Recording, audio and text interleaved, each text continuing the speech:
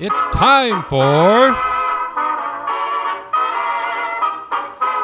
the Northwoods Cooking Show.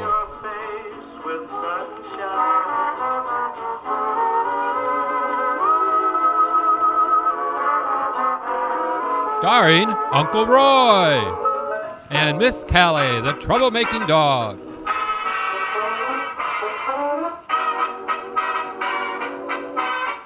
Hi, and welcome to the Northwoods Cooking Show. It's our Valentine's Day's episode. Woohoo! Happy Valentine's Day!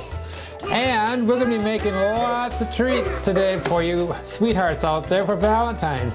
Very easy and very economical and fun to make. And it's going to be a nice touch to your Valentine's Day festivities. But first, we have to introduce the Cupid herself, Miss Callie Alice. Oh, here she comes, Miss Callie Alice. Look at her. Oh, yeah. Come here. Got a tweet. Oh, she got her wings on and her little ears things on too. Little headband. It says, kiss me. Oh, kiss me. Yeah. Oh, give me kisses. Yeah. Kiss.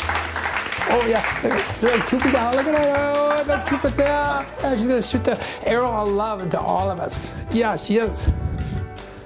Ooh, I don't think those wings are gonna last the whole episode. They're already kind of lifting by one side.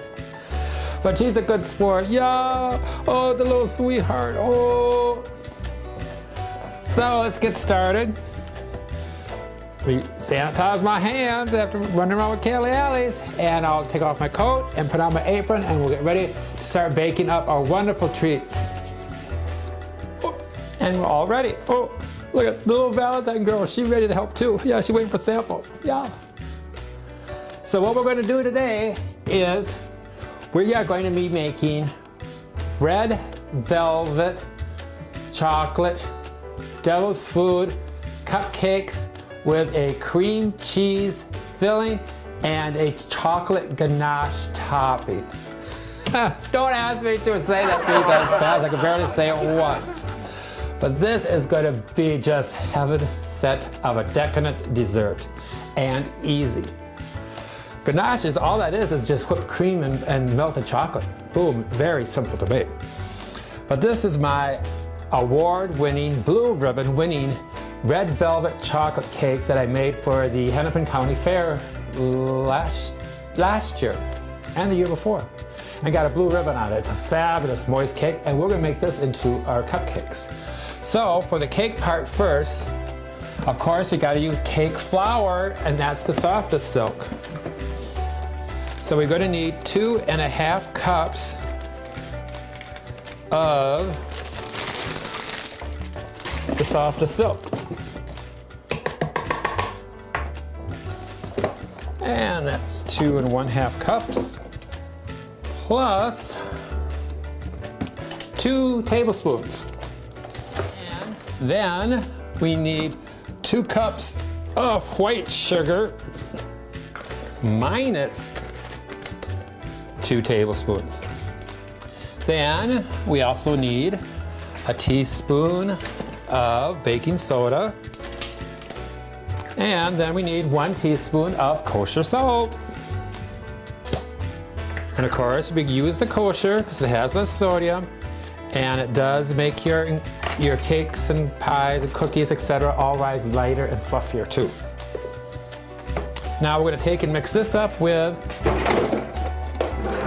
a wire whisk, because we want to get all this sugar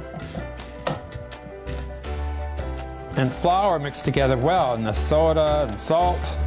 So I always like to use a wire whisk. That it's a finer mixing tool then.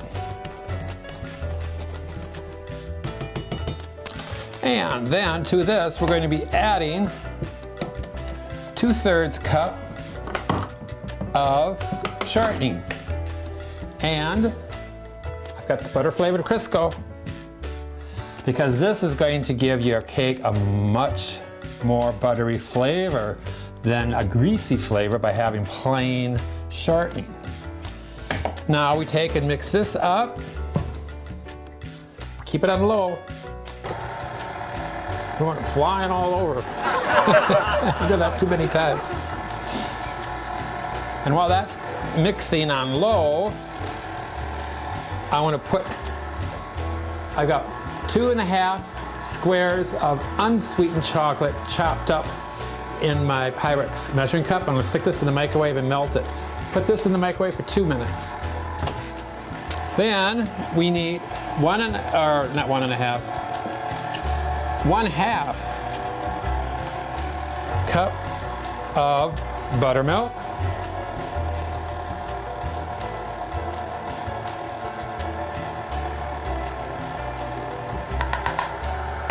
Plus 2 tablespoons. Now we're going to let this beat for about 2 minutes, and the best thing to do on this is to time it,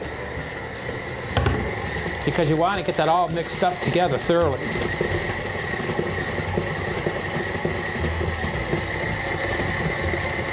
So while that's mixing, we will check on our chocolate. That's almost done, about another minute there. And we'll get back to you in just a second. Now it's 2 minutes on our chocolate. Take and stir that up. The heat from the other chocolate is going to melt that other chocolate that hasn't melted yet. But you still, if you had bigger chunks, it's going to take a little bit to melt that chocolate. So now we stick this back in the microwave again, and we'll just do 15-second intervals. Now to this mixture, we're going to be adding 3 eggs, one at a time, because we want to mix these thoroughly and combining thoroughly with the batter. And then with this, we're also going to be adding another 1/2 cup of buttermilk. Pour that in slowly. You still want, your batter flying all over. Plus 2 more tablespoons. And that gets beaten for another 2 minutes.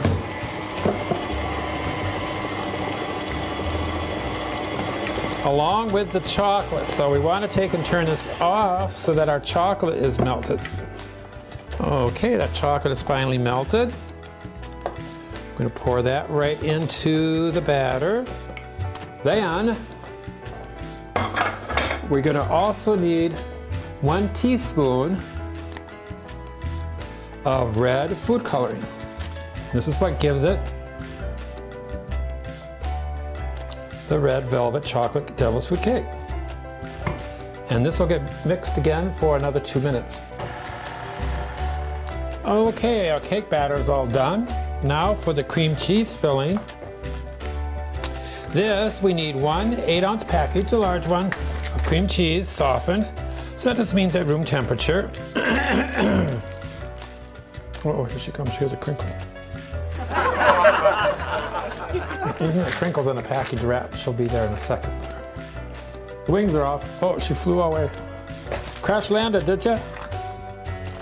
Did you, Callie? Crash landed? Your wings fell out? Yeah?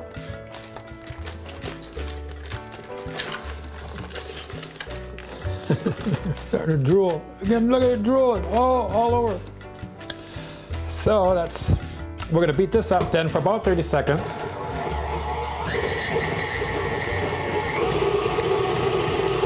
And to this, we'll be adding 2 tablespoons of white sugar plus 1/2 teaspoon.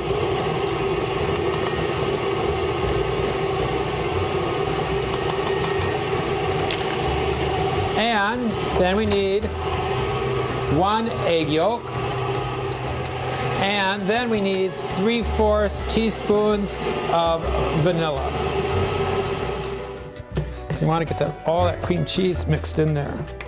And that cream cheese sticks to the sides of the bowl real easily. So you really want to scrape that down good. Yeah, it's one thing you got to have for Valentine's Day, you got to have chocolate.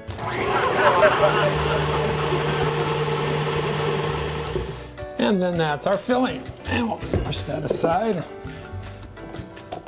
Now we can start putting our cupcakes together, right, Callie Ellis?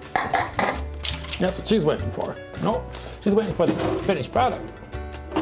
She wants to eat the cupcakes. Yeah. So, I've got my tins, and this will make up 2 sets of tins. I'm gonna have to go through the whole thing for you, but just to give you the idea. And I got little Valentine's Day cupcake papers. Yeah, cupcake papers. Yeah, oh, she loves cakes. Yeah. Just make sure and spray them, a light spray.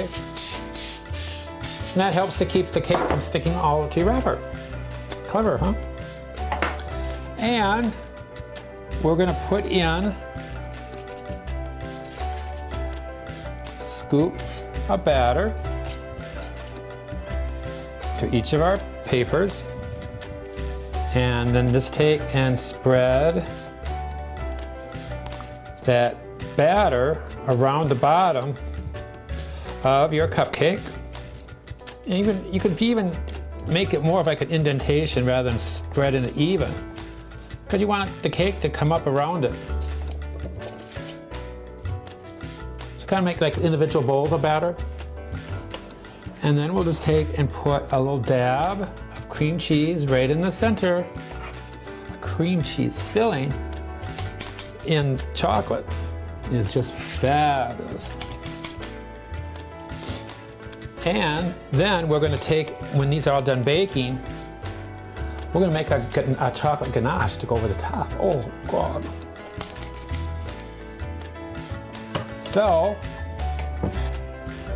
now just take and spread that top batter evenly over your cream cheese filling. So just spread that top spoonful of batter evenly over the top, and you should have no problems. Now my oven is heated at 350 degrees, and we're going to plop these in to the oven and bake these for about 20 or 25 minutes until a toothpick inserted near the edge comes out clean. And these will be baking. And while these are baking, we'll be going on to the ganache. Okay, while the cupcakes are baking, oh, they're gonna be so good. Oh, we're gonna be making our ganache, which is just whipping cream and chocolate. That's all it is. So what we need though is half a cup of heavy cream. Goes into our pot. Put this on a medium high.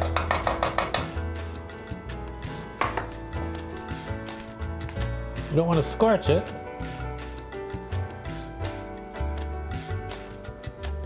And we just wait for this to come to a boil. When it boils, we're going to be adding one bag, the large bag, 11.5 ounces of chocolate chips. Okay, that cream just came to a boil. Now we take and add our bag of chocolate chips, or whatever flavor you want. I'm putting in, like I said, the bittersweet chocolate. And you don't need to stir. I'm just pushing that down in so they're coated evenly. Turn that off. Let that sit for 5 minutes. Don't stir it. The heat from the cream is going to melt the chocolate. The two will blend together naturally. So you don't want to stir it to break it up. You just want it to just sit there, let it sit 5 minutes. Then, when it's done, after 5 minutes, then we can stir it until it's smooth. And then we'll just take and let that rest until our cupcakes are done. And then we can just frost our cupcakes and we'll just put them outside to cool. It's so cold out there right now, as of today, Wednesday. No, Thursday. The what, 18th? 19th? Anyway, it is 8 below 0 this morning with a 30 below wind chill. Callie went out to take a leak and she didn't want to go outside this morning. No, did you? Oh, she went out there, I think her pea frozen in the wind. She was so cold. Oh, she came running back in so fast. She goes, I'm not going outside. No, too cold. Too cold. Yeah. very close. Okay, now we're just gonna frost our cupcakes. They're all done, the frosting's cooled and the cupcakes are cooled. And we just take this lovely ganache and just spread this all around. You can't pipe this because it's not thick enough. Ganache is more like an icing. It's a thinner frosting. It's very decadent and rich. And you got little Valentine sprinkles. Oh, oh. She heard me mix up the chocolate so she comes running in. Yeah, she always knows when things are done. See? There we go, sprinkles like that. And we'll just continue on. And those are our sweetheart cupcakes. Red velvet Devil's food, cream cheese filling, chocolate ganache cupcakes. Ah! Happy Valentine's Day. She's only waiting for me to drop a cupcake. Oh, look at her. Oh, these big ones.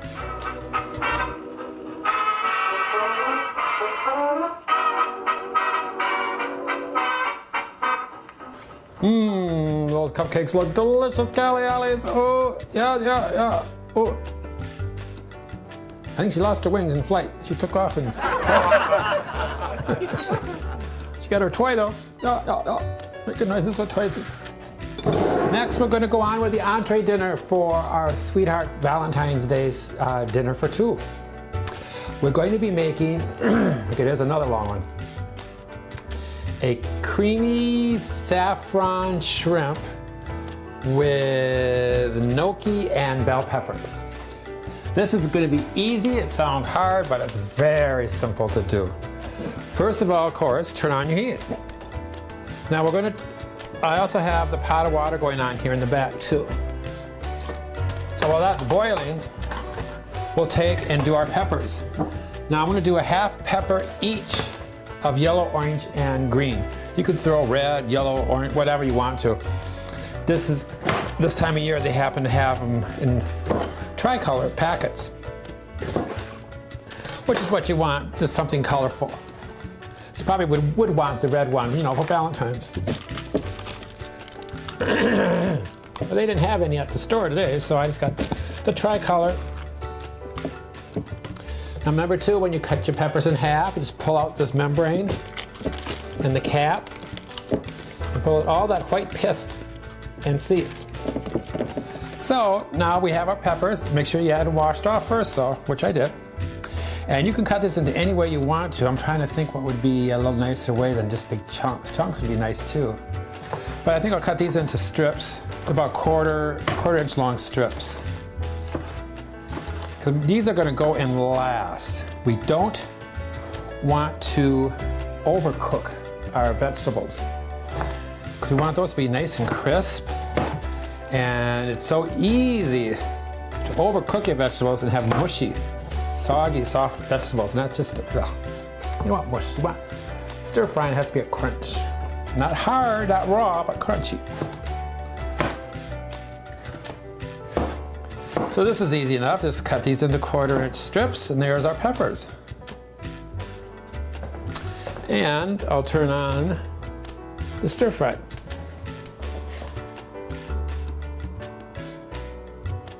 Put a medium-high heat. You could do high if you're in a hurry, whatever. I don't want it high because I don't want to burn the garlic and I don't want to burn any of the other vegetables or the meats. So I was like about a medium-high. I know wok cooking, you want to do it high, but I don't like to burn things. And it's easy if you get distracted, especially with a dog in the house. And we just drizzle some olive oil on the bottom, about a tablespoon. And we're going to put in some chopped garlic. Ooh, lots of oils in there. I want to save some of those. That would be even better to have some of that garlic oil in there. And I like mine on the garlicky side, so I want to put a hefty teaspoon in. And we just want to soften this garlic up. We don't want to burn it. We don't want to fry it and brown it. We just want to soften it, and soften it is going to release the garlic juices into the oils. If we have it on too high and we burn that garlic, it ruins the whole dish. So that's just going to take and, oh, she's going down because she knows I'm filming. Look at her, she's running. Oh. She don't like it when the smoke alarm goes off. Sometimes it does. But high-pitched noises, she can't stand it. She's scared to death of high noises. Loud noises too. Cars backfire or firecrackers out there. She runs down to the basement. She's scared to death. She's a rescue dog, so there's something up there that I think, you know, she was probably abused as a puppy. Poor thing. So we're just going to take and stir fry up our shrimp. Now these are the large, giant prawn shrimp, which I absolutely love. It's like biting into a baby lobster. They're just so huge. And you can get any kind of shrimp you want to. It doesn't matter. But for a romantic dinner, you want to get the large or the jumbo. These are beyond jumbo. These are like, what, 16, 18 count per pound? So these are the huge ones. But I get these at the Oriental grocery stores, your Asian grocery stores. It is so cheap there. Oh, good Lord. You're saving yourself about 50% off the store-bought prices. So I got this whole bag. Oh, God, was it 2 pounds, I think it's about 2 pound bag for like 20 bucks. And normally it's like about, $15, $16 just for 1 pound at the grocery store. They're expensive. Right? But you gotta kind of watch it too, because sometimes they sit in the freezer a long time. You know, because they buy them in bulk and that. You don't want to get them when they're old. Just check the dates. I got a grocery store that I go to in downtown Minneapolis. I live out in the suburbs, but I go to that one down there, and they just got everything. Very, very reasonable. Get frog legs and scallops and oh God, all the seafood, everything you want. It's dirt cheap. So we're just going to take and cook these off for about 5 minutes until they're nice and pink.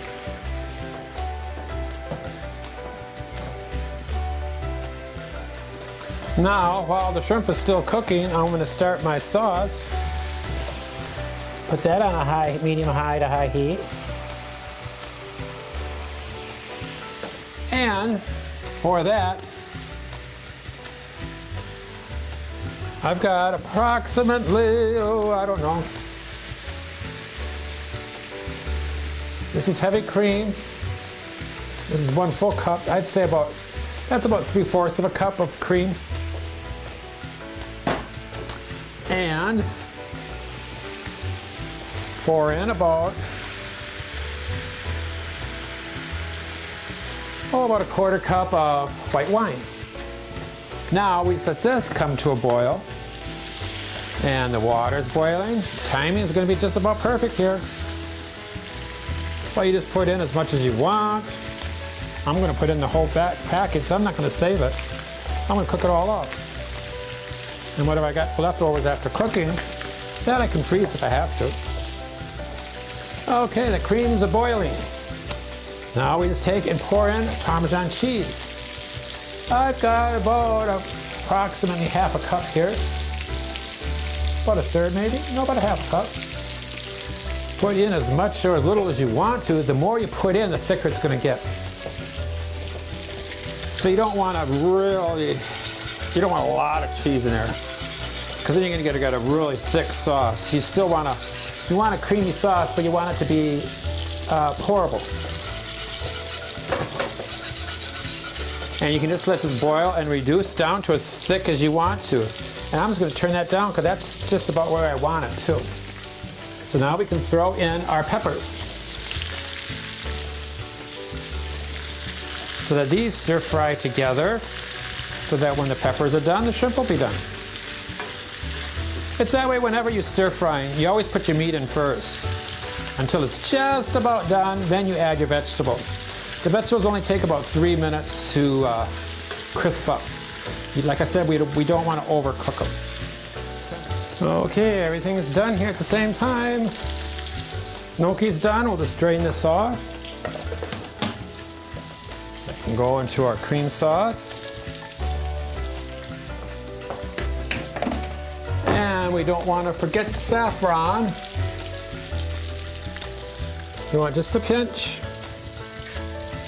Now that saffron that I got isn't the real stuff. This is the Mexican, I mean it's still saffron, but this is the Mexican saffron, which is so much cheaper. And we'll just plate this up. Put our pasta on the bottom here. And then our stir-fried vegetables and shrimp go right on top of this. And then just top off with your heavy cream sauce. Ooh, Callie, you're missing out. And this is our lovely Valentine's dinner for two. Won't that look good, Callie? Well, Callie, let's see who wrote us this week.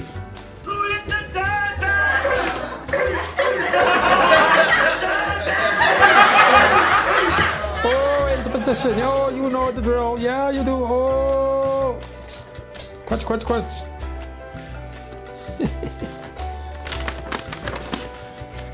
Dear Uncle Roy and Miss Callie, my son has tons of allergies, and I was wondering, is there a substitute for applesauce that I need to use to make for his cookies?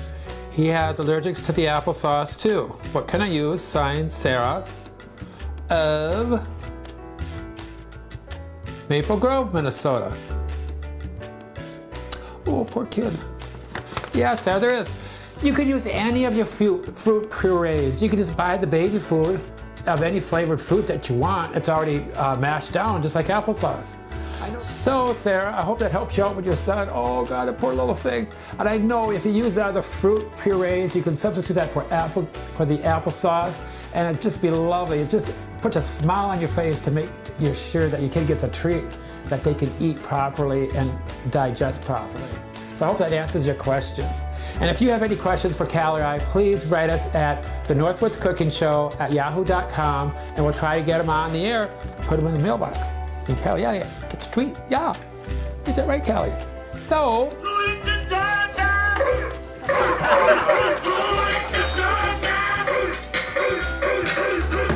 from Callie, Allie, and myself, we want to say healthy eating, be safe, and spread the sunshine. You're gonna tip over.